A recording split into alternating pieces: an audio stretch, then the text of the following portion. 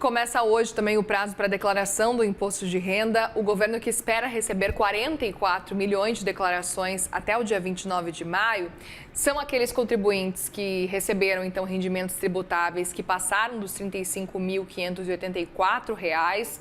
As principais novidades são um lote especial de restituição automática com cashback do imposto de renda, um campo específico aí para declarar ganhos com BETs, e o calendário de restituição, que acabou ficando um pouquinho mais curto. Vão ser 4 lotes e não 5, como era aí nos últimos anos. A expectativa da Receita é de que 80% das restituições sejam pagas pelo menos até junho desse ano. E o primeiro lote, lembrando, vai ser pago no dia 29 de maio. Vamos seguir nesse assunto, gente, para repercutir um pouco mais sobre essas mudanças. É mais um serviço para que você que está nos acompanhando saiba, então, como fazer, como ficar atento a esse movimento. Eu chamo Maurício de Luca, CEO da Patchwork Conferir. Bem-vindo, Maurício. Obrigada por conversar com a gente por aqui. Uma boa tarde. Boa tarde, muito obrigado. Gostaria muito de ouvir a sua percepção, Maurício, antes de mais nada, dessas mudanças, e queria entender especificamente com relação ao tempo. A gente já viu a Receita ampliar esse tempo. Agora o tempo é menor. Como é que você enxerga essa mudança? Bom, na verdade, o tempo ele ficou maior no decorrer aí após a pandemia.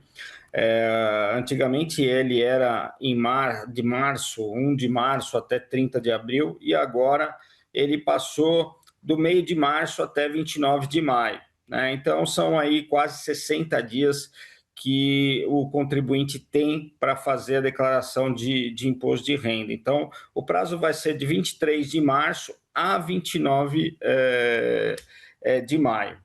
As principais mudanças que teve em relação a 2024, primeiro, os rendimentos tributáveis, eles mudaram para 35.584, né? Então, é obrigado a declarar quem teve rendimentos acima desse valor e quem teve receita bruta de atividade rural acima de 177.920.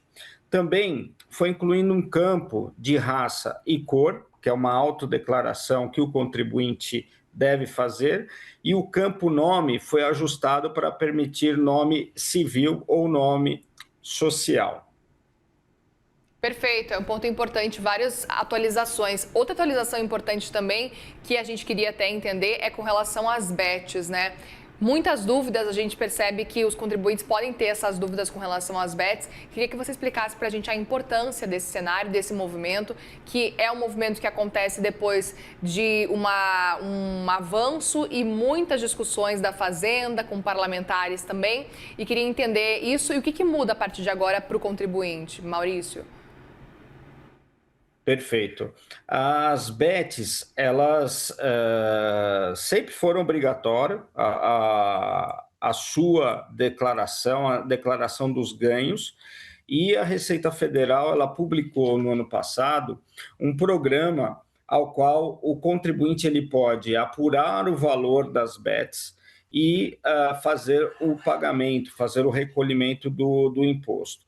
Então, precisa ficar atento ao valor do limite de isenção e qual que é o valor que precisa ser declarado para que, obviamente, você não caia na malha fina. Tendo em vista que todas as BETs são obrigadas a apresentar a informação para a Receita Federal de quem foi o ganhador, qual foi o valor que a pessoa ganhou. Então, a Receita já tem essa informação.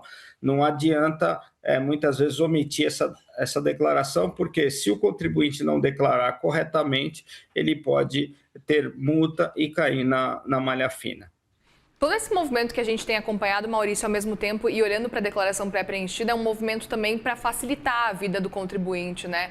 Muita gente que tem essa dificuldade para poder fazer a sua declaração, a ideia, inclusive, de tornar tudo muito mais tecnológico para tentar agilizar esse processo, é para facilitar realmente essa vida?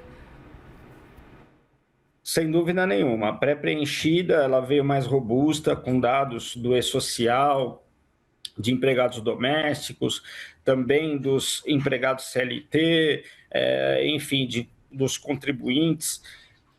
conta dados também do imposto de renda sobre renda variável, recuperação de pagamentos de DARF e otimização na captação dos dados dos dependentes.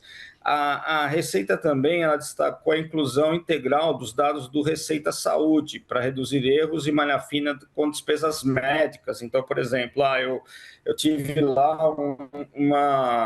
uma consulta médica. Então, o médico é obrigado a emitir o recibo através de um programa da Receita Federal que chama Receita Saúde. E por lá já tem todas essas informações. Então, assim, vale bastante a pena o contribuinte baixar a pré-preenchida, verificar todas as informações. Bom, contudo, uma informação muito relevante. A responsabilidade das informações é do contribuinte, não da Receita Federal. Então, se houver qualquer informação que esteja errada, você deve alterá-la, preenchê-la corretamente para entregar à Receita Federal, porque a responsabilidade é do contribuinte. Perfeito, Maurício. E outro ponto importante é que a declaração pré-preenchida ela não está disponível para todos os contribuintes, todas as pessoas, né? Tem que ter um nível ali de ouro, prata, alguma coisa assim, no site Gov especificamente, é isso? Isso, exatamente. Lá no seu cadastro, todas as pessoas físicas com CPF têm o cadastro na Receita Federal do gov.br e lá são 3 perfis, né? O ouro, o prata e o bronze. O ouro e o prata, perdão, o ouro e o prata conseguem baixar isso. O bronze não. Para passar do bronze para o prata, a pessoa física pode ir até um cartório eleitoral ou mesmo até o banco e pedir essa solicitação para que faça aí esse ajuste e aí possa eventualmente baixar não só a pré-preenchida, mas também ter outros serviços de consulta dentro da declaração do imposto de renda. Perfeito. Queria entender como é que você avalia todas essas mudanças que a gente está falando por aqui e como é que você enxerga esse cenário todo para o contribuinte como um todo e para o nosso cenário realmente especificamente de declaração de imposto de renda. A gente tem evoluído historicamente? Sem dúvida, a evolução ela vem com a tecnologia, né? Contudo, o que nós precisamos entender é que fazer a declaração, elaborar a declaração, não é simplesmente preencher um formulário ou mesmo baixar a pré-declaração e fazer a entrega.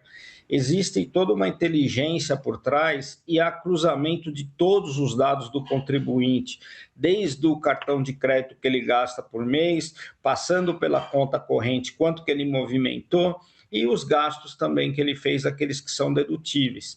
Então, a Receita Federal hoje tem quase todas as informações. Na verdade, tem a grande maioria das informações. Até se você comprou, se você vendeu um imóvel, um carro, se você comprou, se você vendeu. Então, a Receita, ela já tem essas informações, há um banco de dados lá na Receita, ao qual ela vai cruzar com as informações que o contribuinte está prestando. Então, assim, aquele contribuinte que sonegar informações, omitir informações, muito provável que ele caia na malha fina. E cair na malha fina não significa cair na malha fina agora ou daqui a um ano. Não, a Receita Federal tem 5 anos e ela tem feito isso de forma sistemática.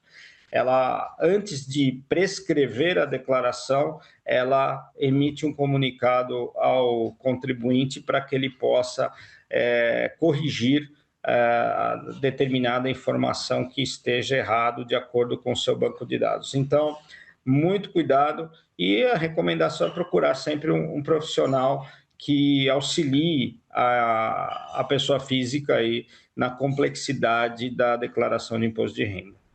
Perfeito. Maurício de Luca, CEO da Patchwork Conferir. Obrigada mais uma vez pela conversa e volte mais vezes, viu? Tá bom, agradeço. Muito obrigado. Uma boa tarde.